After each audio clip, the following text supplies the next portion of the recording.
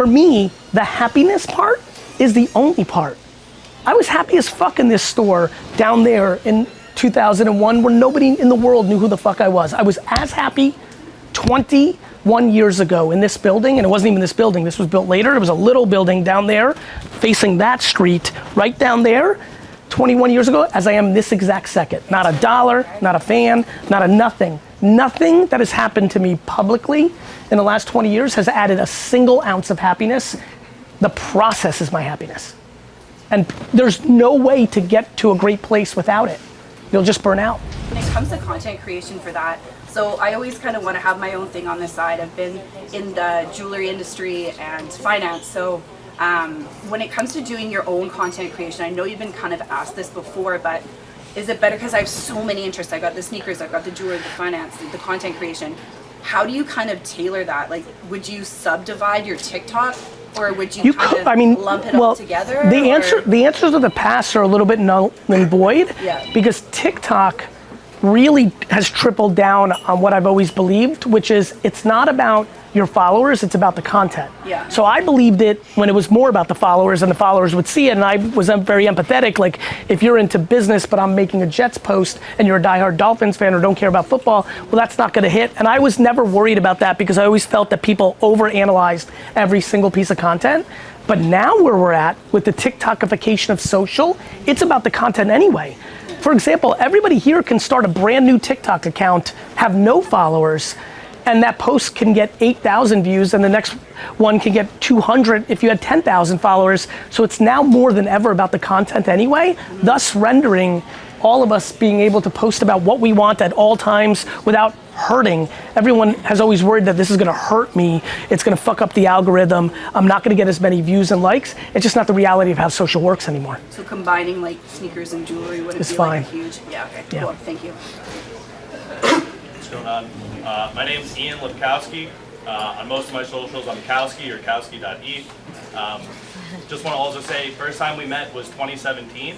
It was at a shoe release in New York City. Didn't realize it was happening. I was at work. I sprinted out of work to come down there and meet you.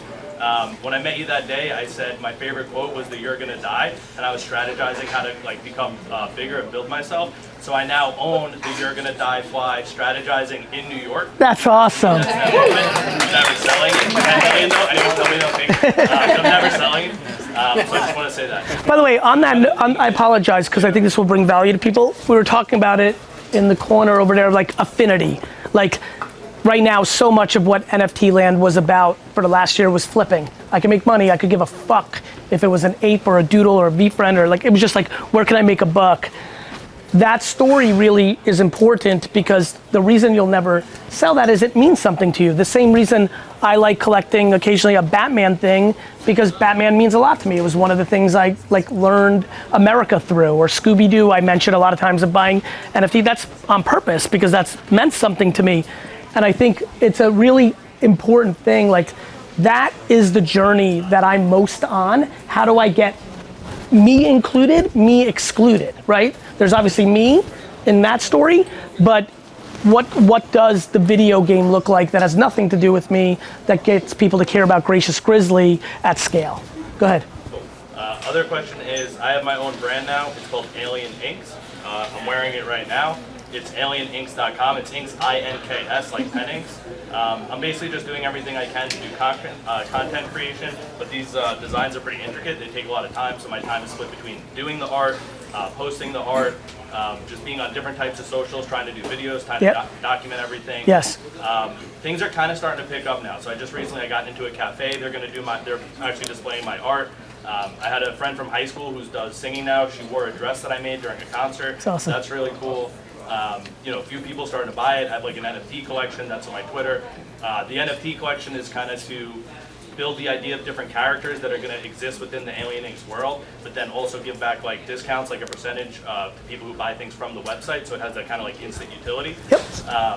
I don't know if I have a question to ask you specifically, but just like hearing everything, like I'm thinking you're just going to be like, just keep going, do more. Maybe that's it, but is there any other? No, it's always that. Like, yes, of course, of course there is. How you do forever is variable difference. Like, hey, I want to be a great basketball player. We'll practice every day. But if you're not practicing efficiently or smartly, you can only maximize your talent so much, and you only have so many talents. Like you could say to somebody, play basketball every day, there's a very good chance that that person isn't built to be a professional basketball player. I think people really struggle with understanding the difference between maximizing their upside against the delusion of their ambition. Right? Like, you like that one, Katie? That's good, right? Like, you know, when people are like, Gary, when 29-year-olds come up to me, they're like, Gary, I'm gonna be like you as an entrepreneur, and I get 3 seconds of context, before the third second's done, I say to myself, unlikely, not because I'm being egotistical or competitive, it's that by the time I was 29, I did business 24 hours a day, every day, for 24 years. For real, actually, right? Like this store, like when everyone's like, Gary, I've been doing this for a year, I'm like, I did a year's worth of Wine Library TV after, I was 30, 15 years of wine education and selling, to just get to a minimum base of getting 30 comments per, like people are so delusional of what it takes to succeed. And so, yes, of course it's that. But the question becomes, getting a discount from the website is not interesting if you don't want anything from the website, right? And so the question becomes, how can someone get it done? What gets people to care? And so, yeah, I mean, I think it is that. I always believe it's content creation. Content creation is storytelling, it's awareness, it's how you connect. But obviously some people are better at storytelling than others. The question for everybody that's trying to do their own shit is, are you realistic with your capability, and are you happy about that? That doesn't mean don't believe in yourself and don't cap out, but I think where people really get hurt, genuinely get hurt, is they have expectations that are so unrealistic that it makes them deviate from the enjoyment of why they're doing it. And I'm always scared to be compared to when it's in business. Being compared to in playing pickleball, I feel good about. Many of you can be better. Being compared to in a million things, I feel comfortable. I get very uncomfortable when people want to compare themselves to me in entrepreneurship, because I've been doing it for so long and I'm really, really, really good at it. Like I think that we all have to be self-aware.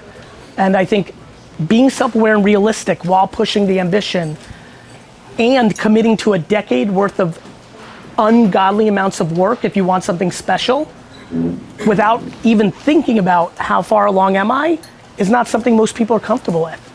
Like for anyone who's starting at dead scratch and has nobody give a fuck about anything, Alien Inc., 10 years, 15 hours a day, 12 hours a day, 10 hours a day, 8 hours a day minimum, 10 years, don't even look up to see how you're doing, is not something people want to sign up for. One thing I'll say is I'm already happy that I even got my friend to do it at the concert. I'm happy people are seeing it here. So I may not beat you as an entrepreneur, but I may go hand in hand on the happiness, because I'm happy as fuck. Well, that is the best. That's the best. I'm happy that That makes me emotional in the best way. That is the purpose of every way I'm trying to communicate, which is, unless you are completely upset, for me, the happiness part is the only part. I was happy as fuck in this store down there in 2001 where nobody in the world knew who the fuck I was. I was as happy 21 years ago in this building, and it wasn't even this building, this was built later. It was a little building down there facing that street right down there 21 years ago as I am this exact second. Not a dollar, not a fan, not a nothing. Nothing that has happened to me publicly in the last 20 years has added a single ounce of happiness. The process is my happiness. And there's no way to get to a great place without it. You'll just burn out. I think I have the honor of saying, I think I've consumed more of your content than anyone in here for sure, and anyone maybe on the planet, because I've been watching you since episode 1 of the Thunder Show. Wow. Around here, maybe. So I've, it's amazing. Thank you. With you. But I wanted to know, and I'm not going to ask you to talk about like which 10K PFP project is your favorite or anything like that, but just thinking about like when I'm in tech, that's what I do for a living. It was so fucking painful to get a MetaMask wallet, to put money in. Yes. The whole onboarding process is impossible. Even to like move my token from my ledger So to hard. a burner wallet to Yep. make sure I could get access for this event. Yes. It's fucking painful. Yes. So in your mind, what and who in Web3, we're talking DeFi, NFTs, anything in I got between, you. who is doing the coolest, most innovative stuff that excites you the most? So, couple questions. When did you get into tech? Like professionally? 20 years ago? In 2002? Yeah. Cool. So, when I launched WineLibrary.com in 1996 here, every person that walked through the store that I just mentioned, the original store down there, we asked them for their email. More than half, I asked them for their email. More than half of them, had no idea what email was. And the other 10%, 20% that did, half of them told me their email was AOL@yahoo.com. This store really exploded in 1998 when I came on full time and started running New York Times ads. And half of our business was people driving from New York to here to buy wine here. And I would tell all of them, I would say, you don't have to schlep from New York, you should go to winelibrary.com, this and that. Almost all of them. These are, high net worth, educated, Wall Street type characters that were collecting high-end wine. Almost all of them in 1998 and 99 said that they didn't trust putting their credit card into a computer. So for me, 96 to 2001, and really 96 to 2003, was this incredible 7-year journey of watching the world go from completely dismissing Web 1 and the comforts of it to it beginning in 2003 to where we are today, becoming the foundation of our society. That is inevitably gonna happen. The question's gonna become, to answer your question, is the coolest stuff actually Web 2.5 or is it Web 3?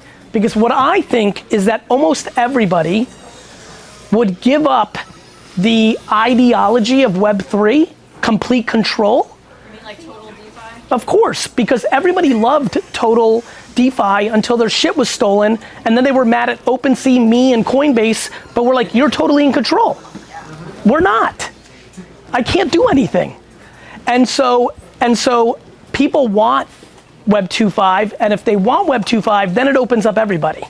Then it opens up Visa, then it opens up Amex, then it opens up Meta, then it opens up Google and Apple. And so the question I think that's most interesting in the next 36 months is where is the world gonna land between Web 2.5 and Web 3? Because I think people don't want centralization in theory. Fuck the government. Everyone loves fuck the government until somebody comes to your home with a gun and says, get the fuck out of your house. Like, you're looking for the government.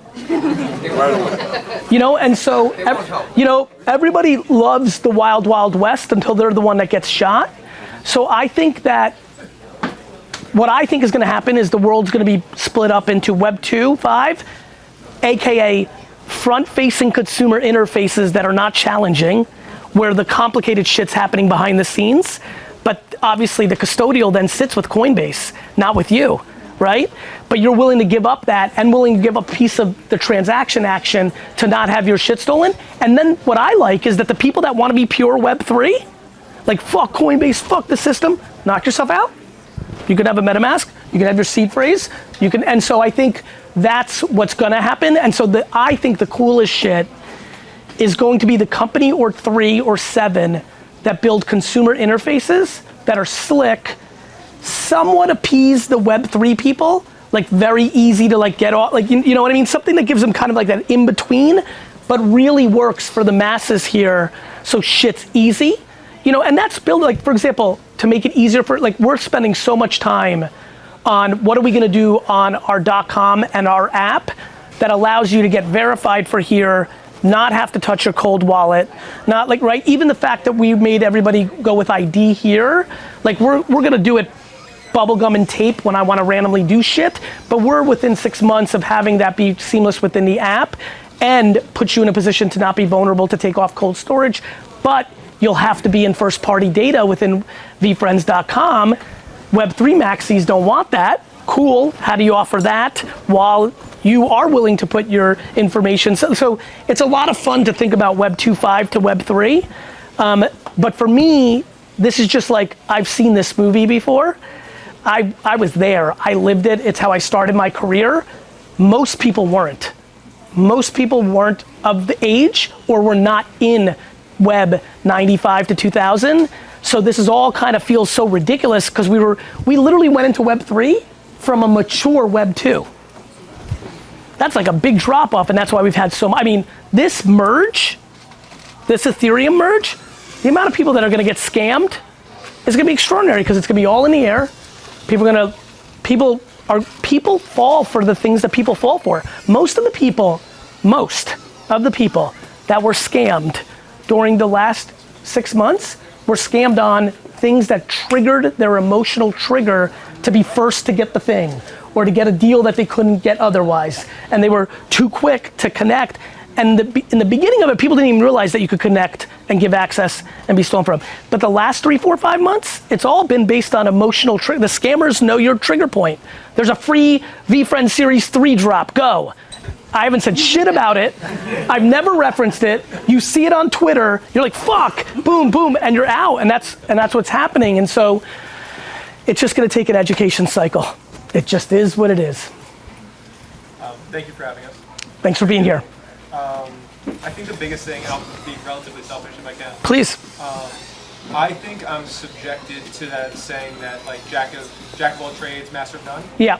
I'm a damn good personal trainer. Okay. So like that's my bread and butter. That's what we keep doing. That's what pays the bills. Yes.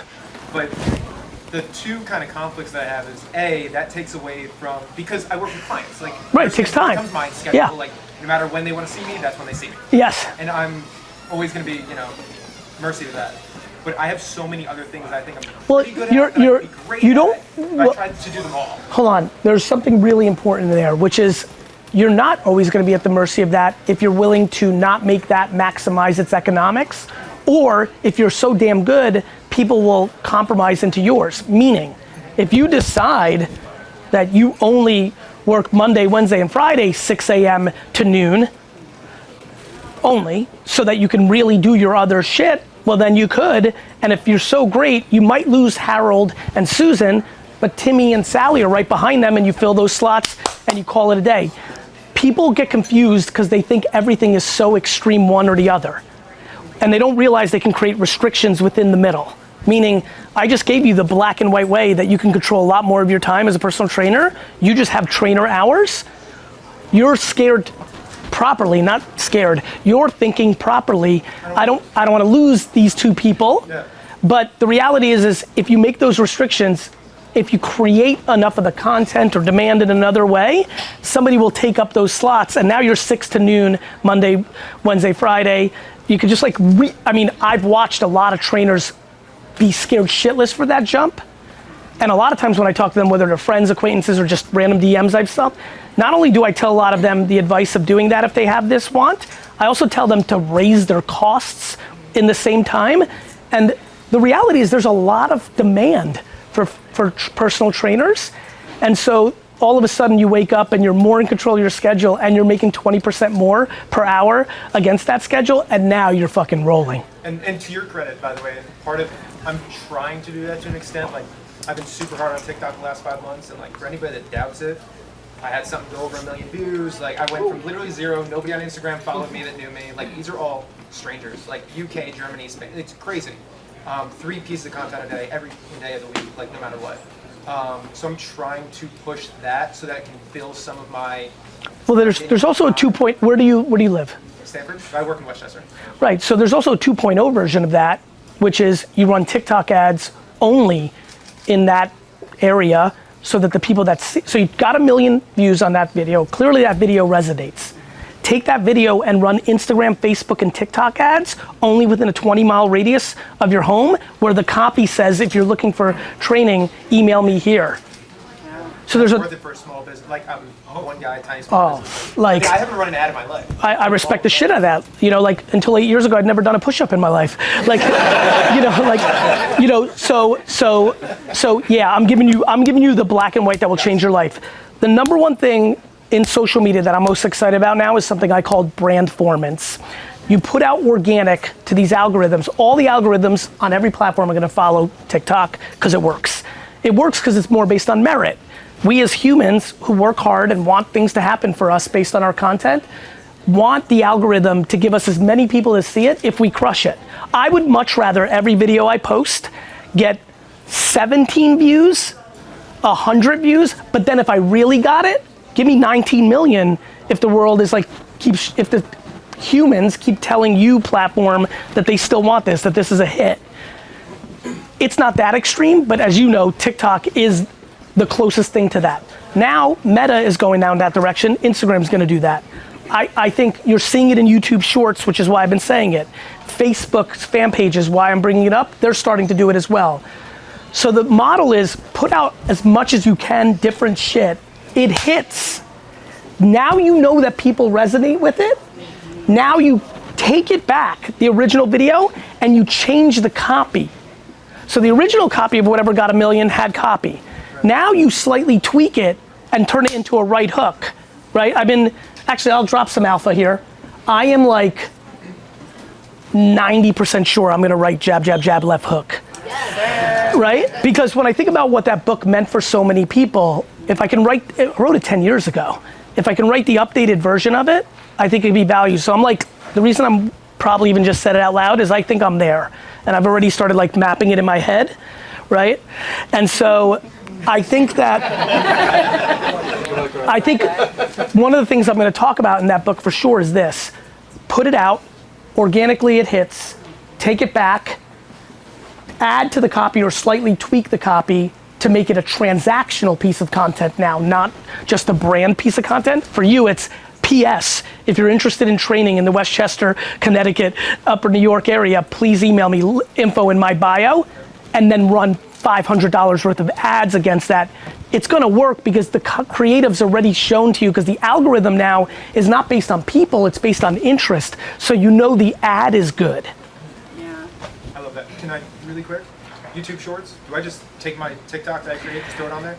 Or does it need to be like created organically on YouTube? It's always preference that you contextually make it for the platform because even if you start that video with like, hey YouTube, just that already changes the temperature.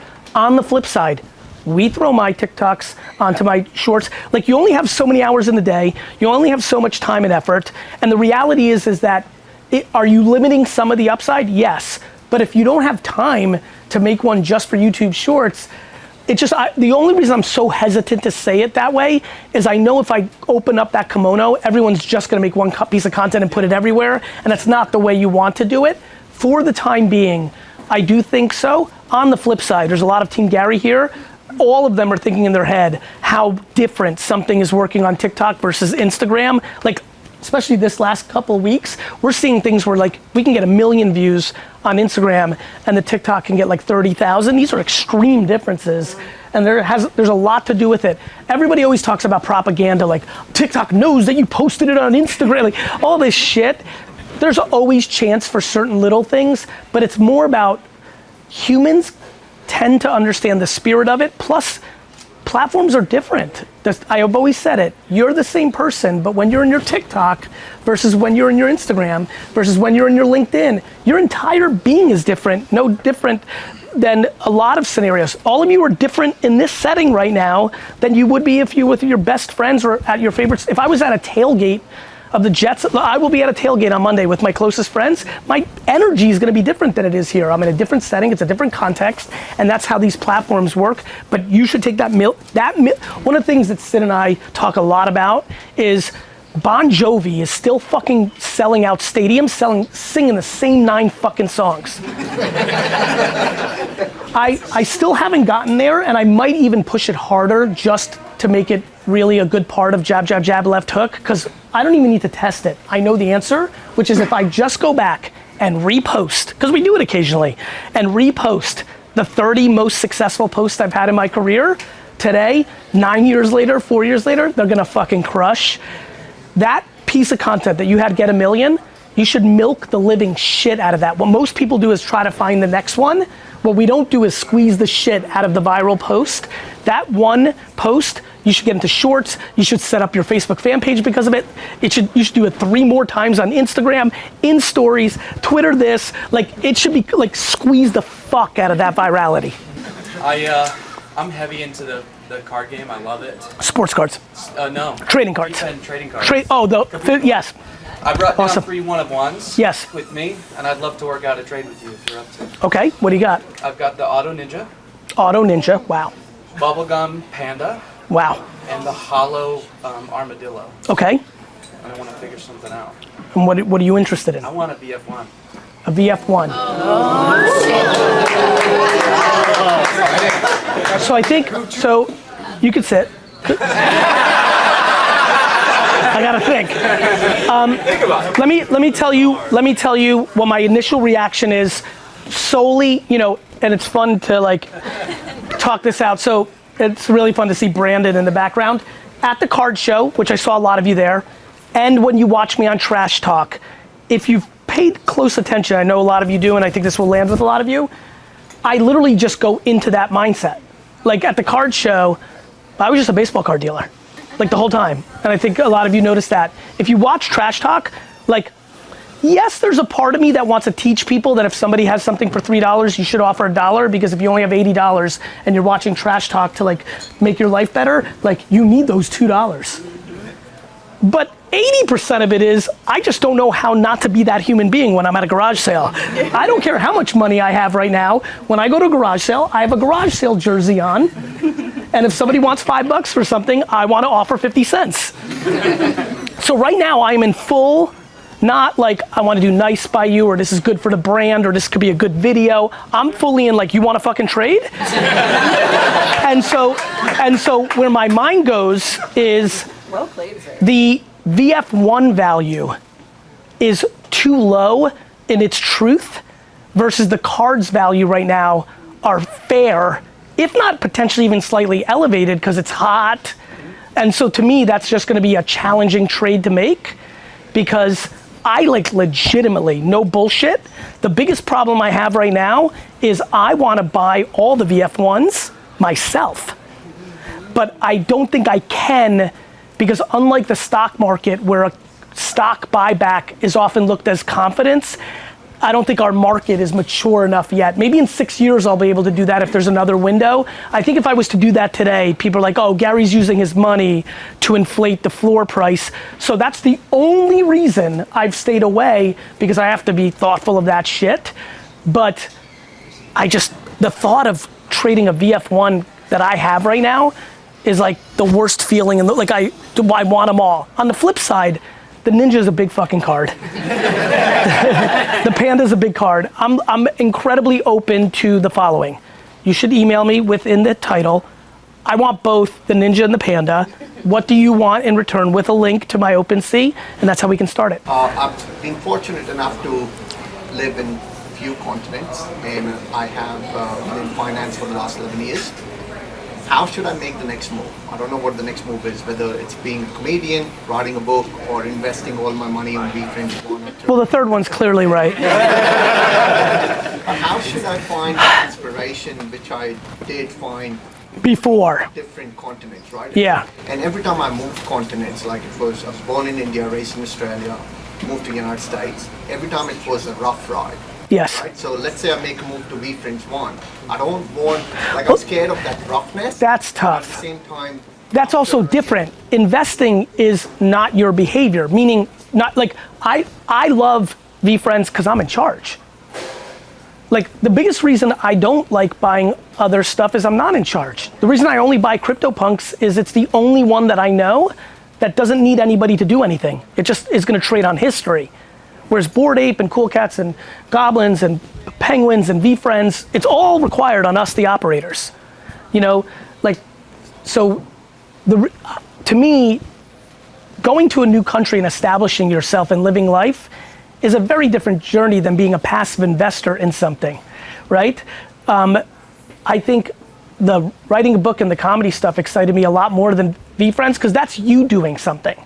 VeeFriends is you making a decision. Listen, I would also counter my own talk and tell you that so much of my wealth creation was betting on other things. Facebook and Uber and Snapchat and like Twitter and like, I've done very well in that. When it's all said and done, I will absolutely make more by what I operated than by what I invested in. But I've won in both. I've lost in investing. I've never lost operating. And so I think that you've got to decide. For example, I am so uncomfortably convinced of how the VeeFriends thing plays out. I could also die tonight, and then it doesn't. I mean, it's just true. It's just true, right? So like, if God willing, I can operate this thing for the next, but the problem is it's not far enough along, right? So when I think about VeeFriends, if I can do this for 15 years, then I feel very comfortable. Then it's Marvel, then it's Disney, then it's established and operators can take it. Not even anybody can take it. Bob Iger is not related to Walt Disney. Like you can do things, but I still need at least 15 years to really set it for at least like what's going through my body as what this is gonna be. So I think the way you have to think about it, my friend, is what's the allocate, like, look, sitting on cash versus investing it has been a proven model over like, and so I think one needs to sit on enough cash for a rainy day. One should only invest money that they can afford to go to zero, because you have to, especially in something as high risk as NFTs.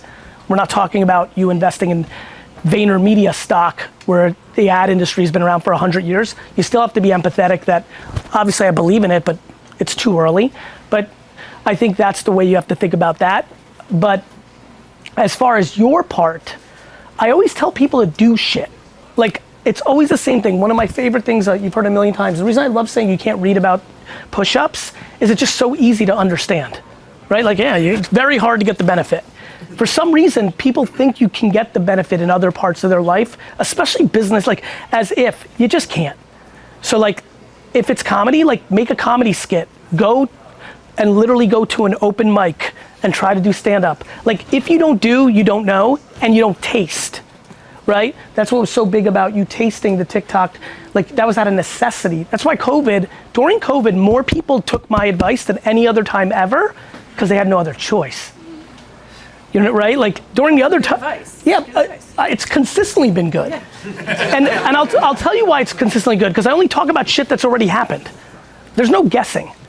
And so I think that for you, you've got to, I would try to start doing all those things.